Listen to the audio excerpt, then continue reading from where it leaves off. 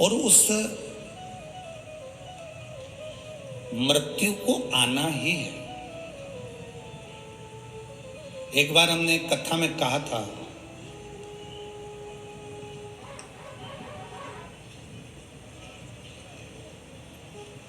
कोई भी रिजल्ट ये तय नहीं करता कि आपका फ्यूचर क्या होगा। एक कथा में हमने कहा था कि कोई भी रिजल्ट कभी ये तय नहीं करेगा कि आपका फ्यूचर क्या होगा, आपका आने वाला समय कैसा होगा।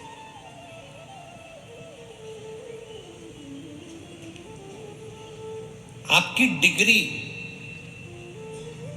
आपके फ्यूचर को तय नहीं करेगी।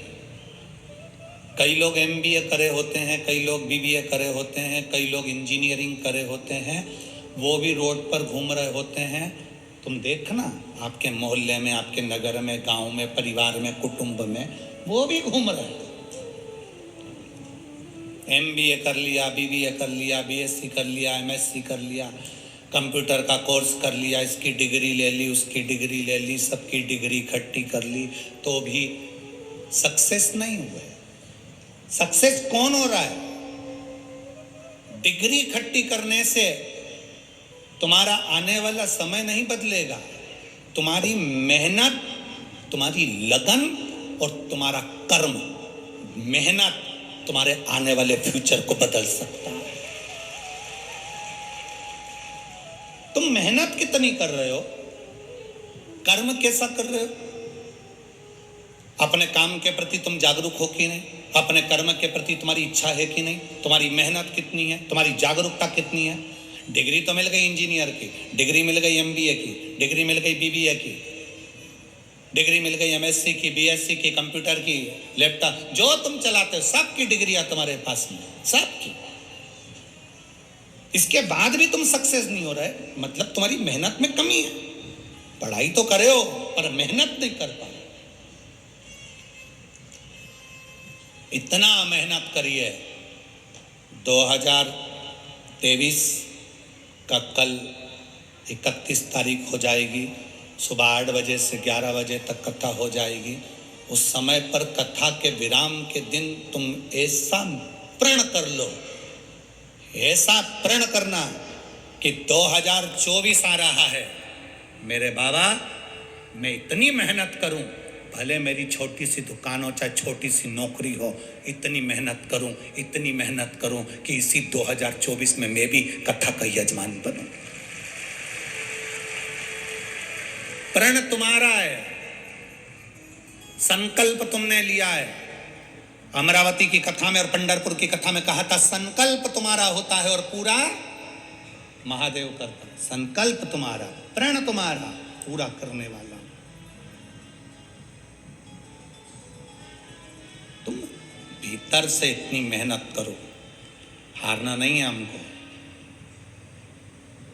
कई लोग कहते हैं हमारा रोते रोते पूरा साल निकल गया, हमारी जिंदगी बेकार हो रही है। बहुत दुखी हूं मैं। काहे का दुख? काहे का दुख? हम बहुत तकलीफ में हैं, बहुत दुखी हैं। संसार में ऐसा कोई बता दो जिसको दुख नहीं हो। संसार में ऐसा कोई बताओ जिसको दुख नहीं हो। सब दुखी हैं, सब। कुर्सी पर बैठने वाला सोचता है नीचे बैठ जाता तो अच्छा था, पांव में सूजन आ गई। नीचे बैठने वाला ऊपर बैठे हुए व्यक्ति को देखकर कहता है अच्छे से कुर्सी पर बैठ जाती तो अच्छा था, नीचे बैठ गई। पीछे वाले सोचते हैं आगे बैठते तो ज्यादा अच्छा होता। आगे वाले सोच रहे हैं ऐसे बैठे बैठे पांव दुखिया, इससे तो पीछे बैठ जाते तो अच्छा होता। ऊपर बैठे हुए सोचते हैं नीचे बैठे होते तो अच्छा होता, नीचे बैठे हुए सोचते हैं ऊपर बैठे होते तो अच्छा होता। हवाई जहाज में घूमने वाले ट्रेन को आनंद में समझते हैं, आनंद में ट्रेन वाले सोचते हैं हवाई जहाज में घूमते होते तो अच्छा होता। गाड़ी वाले सोचते हैं बस, बस वाले सोचते हैं गाड़ी। जीवन में कोई सुखी नहीं है, केवल संसार में ये मन अगर आपका संतुष्ट है मन के अंदर संतुष्टि है तो दुनिया का सारा सुख तुम्हारा, सारा सुख तुम्हारा।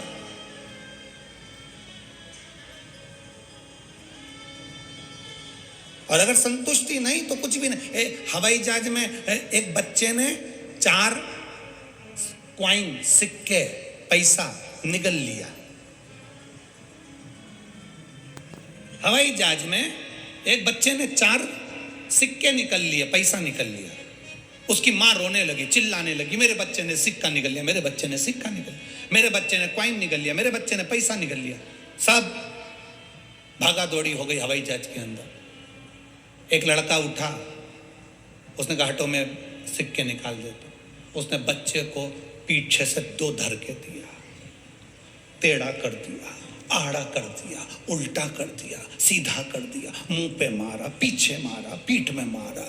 थोड़ी देर बाद सिक्के बाहर, थोड़ी देर बाद पैसा, मुंह से बोलो तो सही, पैसा बाहर आया तो उसकी माँ ने हाथ जोड़कर कहा भैया तुम डॉक्टर हो? कहा नहीं। फिर क्या हो?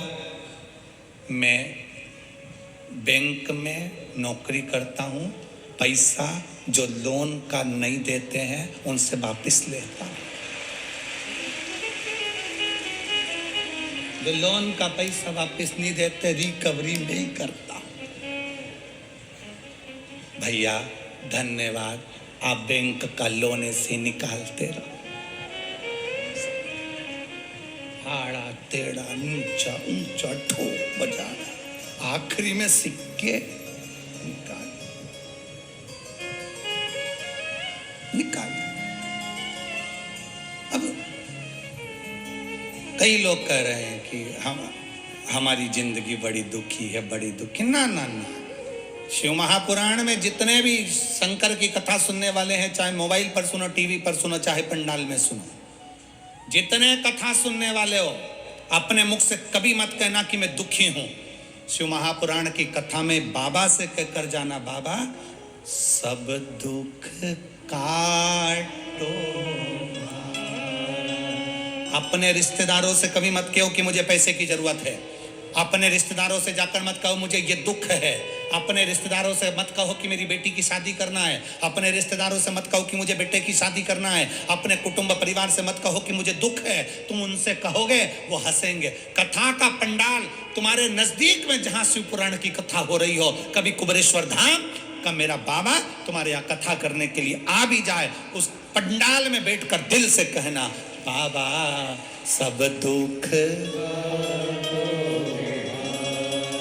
ओ माँ सब दुख उस स्थान पर बैठकर बोलना कि मेरा दुख तुझे काटना पड़ेगा। पंढरपुर की इस पवित्र भूमि पर जितने लोग आए हैं, लाखों की संख्या में कथा सुनने पहुंचे हो, दिल से कहकर जाना, भोला सब दुख काटो। उस दुख का नाम नहीं बताऊंगी मैं। अगर तुम कहो कि मेरा पेट का दर्द बंद कर दो तो तुम्हारा एक दुख है। तुम कहो कि मेरा सिर का दर्द बंद कर दो तुम्हारा एक दुख है। मेरे बेटे को ऐसा कर दो वो एक दुख है। नहीं, बाबा सब दुख, सब यहां किसी दुख का नाम नहीं बताया, सब दुख का। और हम कब बोलते हैं इसको बोलते कब हैं? जब श्री शिवाय नमस्तुभ्यम बोल लेते हैं। श्री शिवाय नमस्तुभ्यम का मतलब भगवान को हम जब नमस्कार कर लेते हैं, बारंबार प्रणाम कर लेते हैं, बार बार उनकी स्तुति कर लेते हैं। शिव महापुराण के विद्येश्वर संहिता में लिखा, एक बार किसी के मुख से श्री शिवाय नमस्तुभ्यम निकल जाता है, उस मुख का ही दर्शन कर लो तो हजारों अश्वमेध यज्ञ का फल मिल जाता है। अब जब हम खुद अपने मुख से श्री शिवाय नमस्तुभ्यम बोलते हैं और बोलने के बाद बाबा से अपने दुख की बात करते हैं तो बाबा उसको सुनता है और सुनकर हमारे दुख को काटता। लोग कहते हैं शिव महापुराण के पंडाल में ऐसा क्या होता है कि बाबा ऐसा क्या कर देते हैं कि ऐसा फल मिल जाता है। कुछ केवल एक ही चीज है, शिव महापुराण के पंडाल में आप बैठकर कथा सुनते हो तो वहां अपने दुख को काटने की आप भगवान से प्रार्थना करते हो। डॉक्टर भी दवाई देता है तो कहता है 15 दिन की दी है, बोलो सही है? दूर डॉक्टर होता है तो 1 महीने की, 2 महीने की, 3 महीने की दी है।